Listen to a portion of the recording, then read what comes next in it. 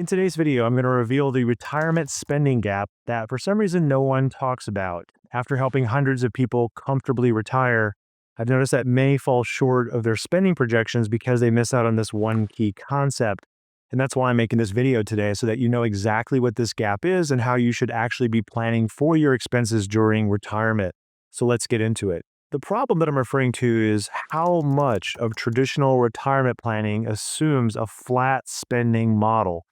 And what I mean is that many, if not most, retirement plans assume that you're going to spend the same amount of money each year in retirement, plus add some inflation adjustments in there and increase it every year. But in reality, your retirement spending is going to probably follow a very distinct three-phase pattern that most financial planning software fails to account for. And so here's what tends to happen. We financial planning people, we like financial calculators, and we like to know that we can just plug in numbers and model a constant, linear, flatline spending plan throughout retirement. Most financial planning software pretty much does the same thing. This thinking is supported by retirees being told that they're going to need 70 to 80% of their pre-retirement income consistently spread across all their retirement years.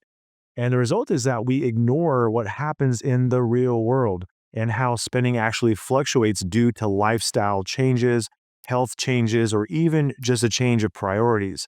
And that leads many people to either save more than they need, thus delaying retirement unnecessarily, or they underestimate their early retirement spending and they run into trouble later because they spend more than that linear plan would allow.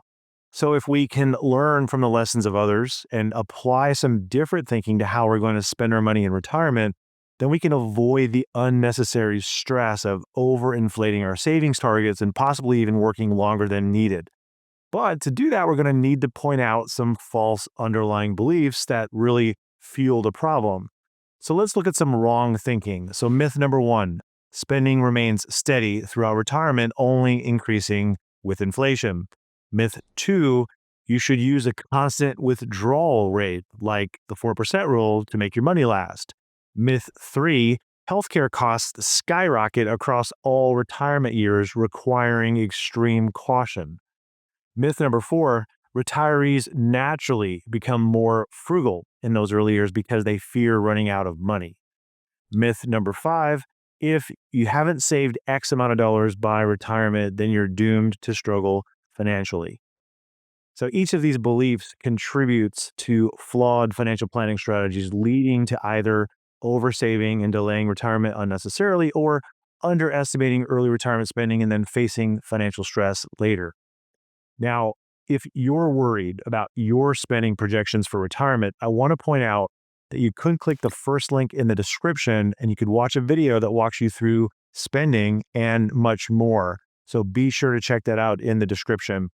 But all of those myths that I just mentioned, they lead to either over-saving or under-saving. And if you make a conscious effort to not get stuck thinking spending in retirement is going to be flat and linear, then you can make better decisions that'll impact both your retirement savings and your future retirement lifestyle. If you're more accurate about your estimating what your future spending might look like, then you can reduce the risk of either over or under saving. Because if you oversave, you get less summers to enjoy because you're busy at work. And if you undersave, you can't enjoy those summers because your actual spending scares you and it surprises you in not a good way. It's really an issue of finding out what the three phases of retirement spending would look like for you. And that way you can be sure that you're going to be taking advantage of your healthiest years, keeping that stress and anxiety as low as possible, not second guessing your decision to retire. You see, the goal of adjusting your retirement plan for the three phases of retirement spending is to avoid hoarding money that you don't get to spend anyway. And of course, at the same time, not deplete your funds too quickly and risk financial strain in the later years. Most people assume that they're going to need to plan for that steady inflation-adjusted spending rate throughout retirement. They use spreadsheets to do it, they use software to do it, but in reality, they should be planning for the three distinct phases of spending that will change over time. Remember, retirement spending isn't linear. It follows a natural curve with higher spending in the earlier parts of retirement, a dip in the mid part of retirement, and then potential increases later because of things like healthcare. If we continue using retirement plans that rely on flat spending, we're just adding unnecessary stress. Instead, looking at your retirement spending in these three phases can allow you some flexibility. And that way you can enjoy the most active years and know that you're not putting those later stage retirement needs at risk. It's much better to align your financial plan with actual retirement phases, which can help you to spend more confidently, spend more wisely, and maybe even retire sooner because the real world retiree data consistently show spending declines by 20 to 30% in mid retirement. And that contradicts the conventional advice to plan for steady expenses. Now, let's explore how this might look in Mike and Lisa's life, where they made this one adjustment and it improved their retirement outlook. Mike and Lisa, he's 59, she's 57. Mike's a project manager for a telecom company, and she's a former teacher who now works part time at a local boutique for just enjoyment. She doesn't really need to work there. And between all their accounts, they've saved just over $1.4 million. Now, they had no mortgage and they had no debt. And even though Mike felt good about how things were looking for him in relationship to stopping working someday and having no debt, his big fear was retiring too soon and running out of money, especially because healthcare costs can be a wild card when you're doing planning. Well, Mike and Lisa had been told by somebody that they were on track to spend $85,000 per year in retirement, and then that would allow them to increase that spending for inflation every year until her age 95. And $85,000 didn't really do it for Mike because he and Lisa had some major life goals in mind. They wanted to buy a small camper van and travel the US for 2 to 3 months a year while they were still healthy and energetic. They wanted to make their grandchildren part of their bucket list and include them in some of those vacations they wanted to take. And Lisa wanted to take a 6-week art course in Italy, but she felt like it was too indulgent, especially with Mike feeling like he was a little bit undersaved and maybe he needed to work longer than he was planning.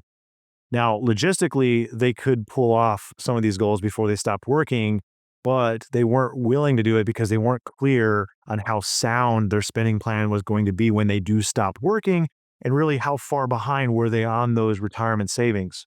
Should Mike continue to push forward at full steam, or could he afford to let off the gas a bit and have some of these experiences early on?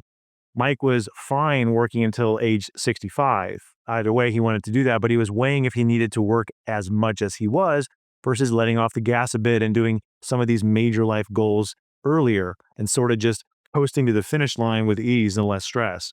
Now, when they started out, the plan was using a flatline constant spending strategy of $85,000 per year.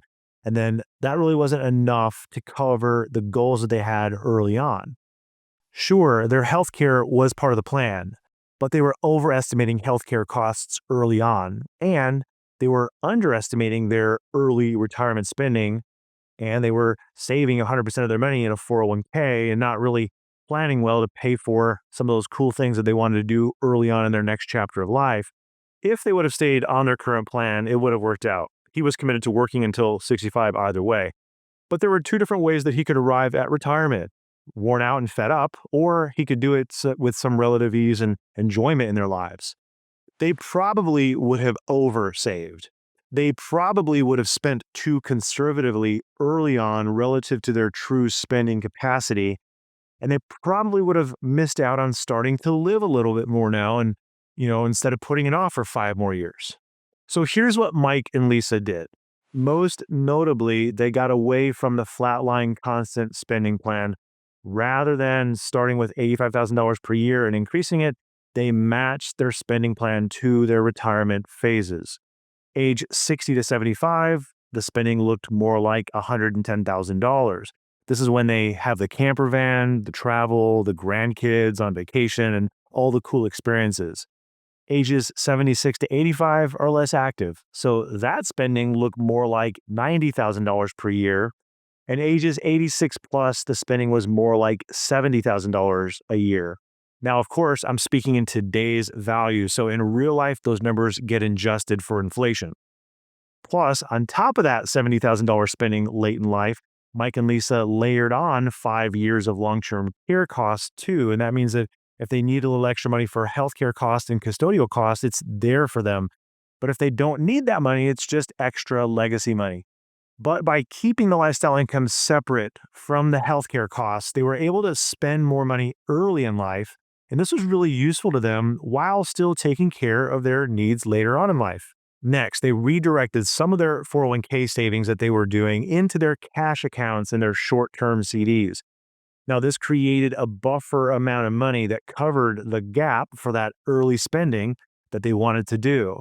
This allowed them to do some of that extra spending a little bit more tax efficiently because they didn't need to tap into their IRAs and 401ks until later. So not only did this plan still look sound from a math standpoint, but that extra cash that they set aside really helped them to see how they were going to really accomplish the things that they had wanted to see early on in retirement. The rubber was starting to hit the road and it was becoming a reality. Mike realized that he didn't have to grind it out until age 65. He could afford to spend a little bit more on life experiences along the way. If he wanted to retire earlier by a year or two, he probably could. Mike and Lisa could start to make experiences traveling in their camper van while working remotely for a few months out of the year. They could let those stress levels go down a bit for the next few years before they stop working. And that fear that Mike had about retiring too soon and not making it, well, that was no longer an issue because the 3 phases of retirement spending matched what he and Lisa were wanting to spend much better than that constant linear spending that he had in his first plan.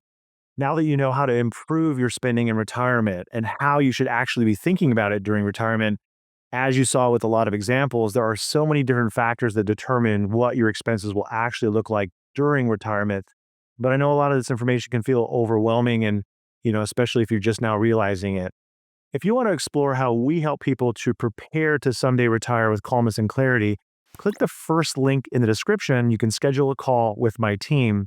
We'd love to meet you. I'll see you in the next one.